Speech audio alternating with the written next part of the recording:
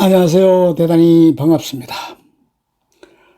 좋은 글자 투 인관산 칠링워스의 정체와 좋은 글자를 떼어낸 헤스터. 헤스터는 딤스데일 목사에게 칠링워스의 정체를 알려야겠다고 결심했다. 어느 날 딤스데일 목사가 개종한 인디언들과 함께 지내는 전도사를 방문하기 위해 마을을 떠났다는 소식을 들은 헤스터는 펄을 데리고 길을 떠났다. 딤스데일 목사를 만나기 위해서였다.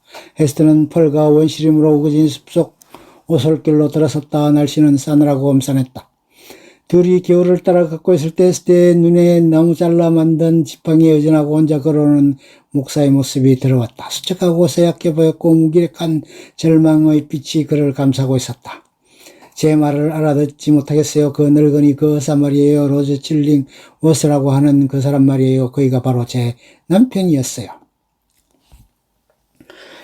세상을 벗어난 숲속에서 딤스데일 목사는 격렬한 감정에 복받쳐 덜썩 쓰러져 두 손으로 얼굴을 감쌌다. 헤스터는 그런 목사의 가련한 모습을 보며 다시 한번 솟구치는 애정을 느꼈다. 헤스터는 목사를 두 발로 껴안고 그의 머리를 자신의 가슴에 힘껏 끌어당겼다. 그의 뺨이 주홍 글자에 닿아도 아랑곳하지 않았다. 그녀는 창백하고 연약하고 제 많은 코 슬픔에 시달린 이 사내를 꼭 끌어안았다.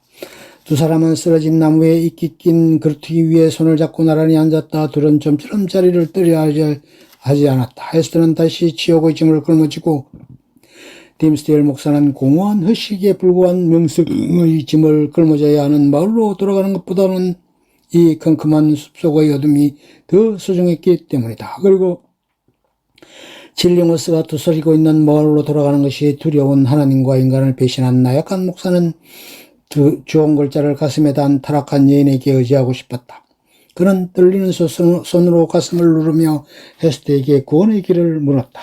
도대체 무엇 때문에 당신이 단 하루라도 다 당신의 생명을 그토록 좀 먹어온 당신의 의지력도 실천력도 없게 만들어온 심지어 뉘우치는 힘마저 빼앗아버리려는 그런 고통 속에 머물러 있어야 한다는 건가요? 어서 당장 일어나 떠나세요.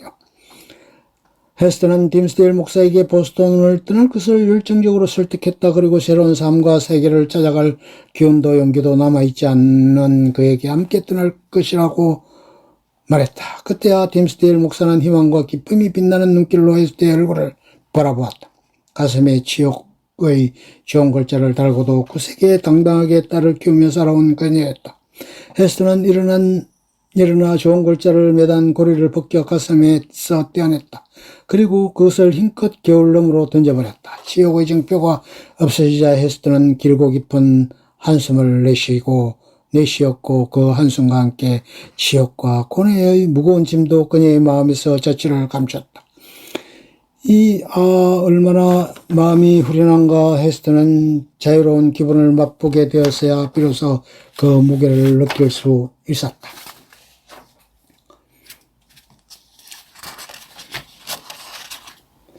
딤스데일 목사의 가슴에 새겨진 징표. 뉴 잉글랜드의 축제가 열렸다. 새로운 총독이 부임하는 날이었다. 시장터는 새 총독의 행렬을 구경하기 위해 모여든 사람들로 붐비고 있었다. 헤스터와 딤스데일은 새로운 삶을 살게 될 곳을 구대력으로 정했다. 마침 브리스톨 영국으로 떠나는 배가 있었다. 헤스터는 어른 둘 아이 하나의 배표를 구했다. 선장에게는 사정이 있으니 절대 비밀로 해달라고 부탁해 놓았다. 이제 딤스데일이 총독짐을 축하하는 설교를 마치면 이 청교도 마을을 떠나는 것이다. 자, 좋은 글자와 그 글자를 달고 있는 사람을 마지막으로 보시오. 어쩌면 그들에게 희생한 사람이요 평생 노예했던 그 여자는 그들을 향해 이렇게 말하고 있었는지도 모른다. 조금만 있으면 그녀는 당신의 손길이 미치지 못하는 대로 사라진다. 그러나 곧 헤스터는 새롭고 놀라운 사태 앞에서 정신을 가다듬어야 했다. 시장터에서 만난 배의 선장이 그녀에게 칠링워스가 배에 탈 것이라고 알려왔기 때문이었다. 칠링워스는 선장에게 자신의 헤스터 일행과 친한 사이인이 동행할 것이라 말했다고 했다. 물론 헤스터가 어떻게 대처해야 할 것인지를 미처 생각하기도 전에 군악대의 소리와 함께 축하 행렬이 다가왔다. 이제 곧 딤스데일 목사의 축하 설교가 진행될 것이었다. 그것은 마치 성천하는 천사가 잠시 그들의 머리 위에 황금빛 날개를 그림자이자 광채인 그 날개를 퍼덕여 황금빛 진리를 소나기처럼 내리쏟는 것과 같았다. 딤스데일 목사의 설교는 교회에 모인 청중의 영혼을 흔들었다. 그들은 목사의 부드럽고 때로는 장엄한 목소리를 통해 들은 하나님의 말씀에 마음 깊은 곳까지 감동에 젖어들었다. 이 엄청난 말이 앞에서 사람들은 속삭이기도 했고 숨죽이고 웅성거리기도 했다. 한순간이 더 흐르고 그들이 교회 문 밖으로 밀려나오기 시작했다. 교회에 들어가지 못하고 재행대 옆에 서 있던 헤스터는 그들의 감동 어린 표정과 목사에 대한 칭찬을 들을 수 있었다. 그러나 여전히 그녀의 가슴 위에는 좋은 글자가 불타고 있었다. 딤스데일 목사의 감동적인 설교는 그의 마지막 설교였다. 쇠약해질 대로 쇠약해진 그는 자기 앞에 다가오는 이런 죽음을 예감하고 있었다. 모든 이들의 감동에 눈물 짓게 만든 설교는 지상에 머무를 시간이 얼마 남지 않았다는 그의 간절함이 만들어낸 것이었다. 설교를 마치고 나온 딤스데일 목사의 얼굴은 살아있는 사람의 얼굴 같지가 않았다. 홍조라고는 전혀 없는 창백한 얼굴이었고 힘없이 비틀거리며 걷는 모습은 도무지 생명이 붙어있는 사람 같지 않았다. 그런 그를 걱정스러운 시선으로 바라보던 총독이 마침내 행렬을 빠져나왔다. 그를 부축하기 위해서였다. 그러나 딤스데일 목사는 총독을 뿌리치고는 헤스터가 있는 재행대 쪽으로 고개를 돌렸다. 그는 두 팔을 벌리고 헤스터를 불렀다. 그의 시선은 끔찍했지만 부드러우면서도 어딘지 이상한 승리의 빛이 감돌고 있었다.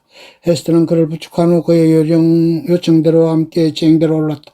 군중들 사이에 큰 소동이 벌어졌다. 사람들은 눈앞에 펼쳐지는 모습에 경악했다. 이 사람을 보십시오. 이 세상에서 하나밖에 없는 이 죄인을 정말로 마침내 저는 7년 전에 마땅히 있었어야 할 이곳에 지금 섰습니다. 이 무서운 순간 제가 이곳에 기어오른 그 약한 힘보다도 굳센 팔로 쓰러져 엎어지지 않도록 저를 부축해주고 있는 이 여인과 함께 말입니다. 딤스데일 목사는 안간힘을 써서 아까심에서 목사복귀를 떼어버렸다. 그러자 그의 가슴에 그 무거운 징표가 드러나는 것이었다. 그 순간 군중들은 공포에 질려 이 끔찍스러운 기적을 바라보았다. 헤스터는 쓰러지는 목사의 머리를 자기 가슴으로 떠받쳤다. 돌아온 헤스터 프리.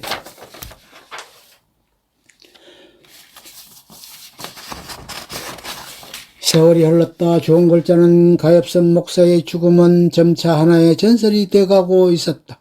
헤스터가 살던 해변의 오두막집 가까이서 아이들이 놀고 있었다. 회색 옷을 입은 키 큰 여자 한 명이 나타나 긴 세월 빈집이었던 그 집으로 들어갔다. 이제는 나이가 든 헤스터 프린이었다. 영국으로 떠났던 그녀가 다시 돌아온 것이다. 그녀는 그 좋은 글자를 다시 가슴에 달았다. 그리고 그 집에서 세상 사람들을 위해 헌신했다. 특히 여성들이 상처받은 사랑이니 버림받은 사랑이니 불륜의 사랑이니 잘못 택한 사랑이 실수하여 죄를 범한 사랑 때문에 끊임없이 되풀이하여 시련을 받고 있는 여성들이 벗어놓을 길 없는 무거운 마음의 짐을 부둥켜 안은 채 많은 여성들이 헤스터의 오두막을 찾아왔고 그녀는 힘 닿는 데까지 그들을 위로하고 도왔다. 이제 그녀의 가슴에 달린 좋은 글자는 세상 사람들의 조소와 멸시를 받는 낙인이 아니라 함께 슬퍼하고 두렵지만 존경하는 마음으로 바라보는 그 어떤 상징이 되었다. 오래되어 움푹 가라앉은 헌 무덤 옆에 새 무덤 하나가 생겼다. 헌 무덤에는 딤스데일 목사가 누워 있었고 새 무덤 주인은 헤스터 프린이었다. 두 무덤은 서로 합쳐질 권리가 없다는 듯 떨어져 있었다. 대신 두 무덤을 위해 하나의 공동 비석이 있었다. 비석과 비석에 새겨진 도안은 다음과 같았다. 검은 바탕에 좋은 글자 에일 내 인생에 찍힌 여러 가지 낙인들. 인간이 고립된 존재로 살아갈 수 없다는 말은 곧 항상 무언가의 관계를 맺고 있다는 것을 뜻할 것입니다. 그러기에 그렇기에 나에 대한 타인의 평가나 나를 몰아칭하는 말에 민감해지는 것은 당연한 것입니다. 그런데 그러한 평가나 호칭 중에서 결코 동의할 수 없는 것들이 가끔씩 등장합니다. 그것은 마치 나는 철수나 영희가 아닌데 사람들이 나를 철수라고 부르거나 영이라고 부르는 것과 같습니다. 예를 들자면 다음과 같습니다. 목사들은 나를 죄인이라 칭합니다.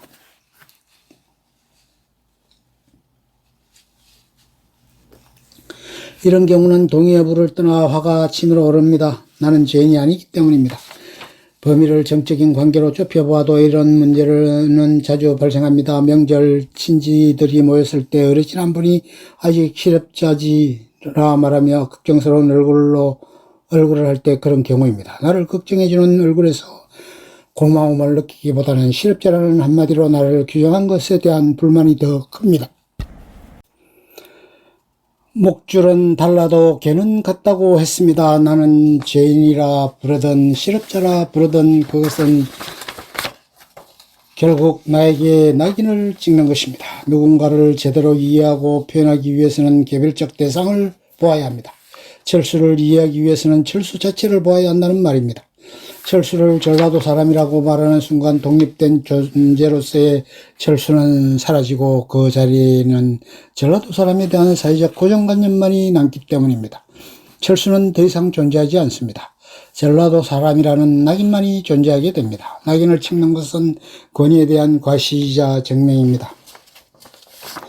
권위 중에서도 가장 강력한 것이 낙인이 찍는 힘입니다. 농장주는 자신의 소 엉덩이에 불에 달군 쇠로 낙인을 찍습니다.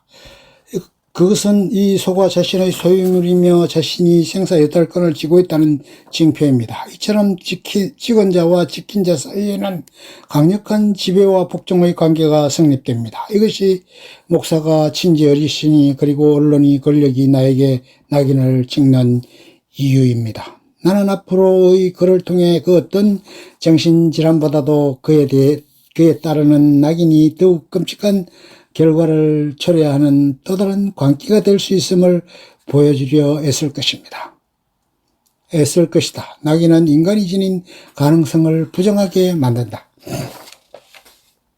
낙인이라는 광기. 스티븐 한쇼 서문 중. 스티븐 한쇼 미국 UC 버클리대 심리학 교수, 출처 아몬드. 낙인이 찍힌 인간은 꽃두레를 한 소와 비슷해집니다. 행동 거지의 제약이 가해지고 변화의 가능성 앞에서 위축됩니다. 낙인은 한 인간의 변화 발전 가능성을 억압하는 일종의 가스라이팅입니다. 부정적 낙인이 찍힌 당사자는 그 낙인이 말하는 방향을 향해 부정적으로 변해갑니다. 이것을 낙인 효과라고 합니다. 모든 낙인 찍기 시도에 맞서 싸워야 합니다. 우리는 인간으로 태어났습니다. 그것은 우리 삶이 자유로워야 하며 각자가 자신이 원하는 방향으로 삶을 변화시켜 나갈 수 있다는 것을 뜻합니다. 이것이 내 삶을 구속하는 모든 낙인들과 낙인을 찍으려는 시도들 그리고 그 시도를 행하는 사람이나 세력이 맞서 저항해야 하는 이유입니다. 내 인생에 낙인을 찍지 못하도록 하는 것, 그것이 내 소중한 삶을 지키는 가장 중요한 의무입니다. 좋은 글자는 그녀의 소명을 상징했다. 그녀에게는 놀라울 만큼 남에게 도움을 주는 힘이 있었기 때문이다. 이제 사람들은 좋은 글자 A를 본래의 뜻대로 해석하려 들지 않았다. 그들은 좋은 글자가 능력, 에이블을 뜻한다고 했다.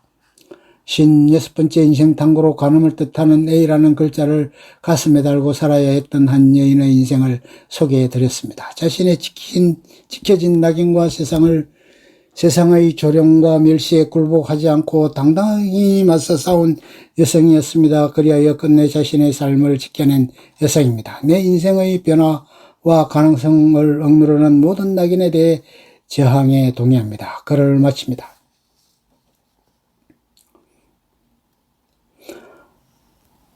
본 연재물을 연재한 지도 벌써 1년 반이 되었습니다. 연재도 절반이 지나왔네요. 기억하시는 분이 있을지 모르겠습니다. 연재를 시작하며 이런 말씀을 드렸습니다. 한 번뿐인 인생인데 나를 포함하여 우리는 지금 제대로 살고 있는 것일까? 어떻게 살아야 제대로 사는 것일까? 세상 그 어떤 현자도 이 질문에 답을 해줄 수는 없을 것이다. 80억의 사람에게 80억 개의 인생이 있을 터인데 어찌 정답이 있겠는가? 누구나 다 인생은 죽음이라는 단아의 상수를 제외하고는 모두 변수로 이루어져 있으니 말이다. 그래서 남은 인생을 살펴보고자 한다. 그것을 통해 생각할 거리를 얻거나 반성의 내용도 찾거나 새로운 인생의 방향도 얻을 수 있기 때문이다. 내 세포 속에 빛나는 영감이라는 축복을 받은 사람들이 있다. 작가들이다. 그들이 자신의 삶의 경험의 영감을 버무려 만들어낸 작품 속 100개의 인생을 살펴볼 것이다. 이 마음으로 몇 개의 일주일마다 한 권 때론 두 권의 소설을 읽고 한 편의 글을 써왔습니다. 소설 요약도 그렇지만 소설 속의 인생을 바라보는 저만의 시각을 매번 온전히 담아내는 것이 쉽지는 않았습니다. 머리를 쥐었지 않은 내는 나날의 연속이었던 것 같네요. 그래도 독자 여러분들의 꾸준한 사랑이 있어 56편까지 악착같이 써왔던 것 같습니다. 모든 댓글이 다 감사하지만 한 번씩 너무 응원이 되는 댓글을 보는 순간 핑 눈물이 돌기도 했습니다. 정말 감사한 마음뿐입니다.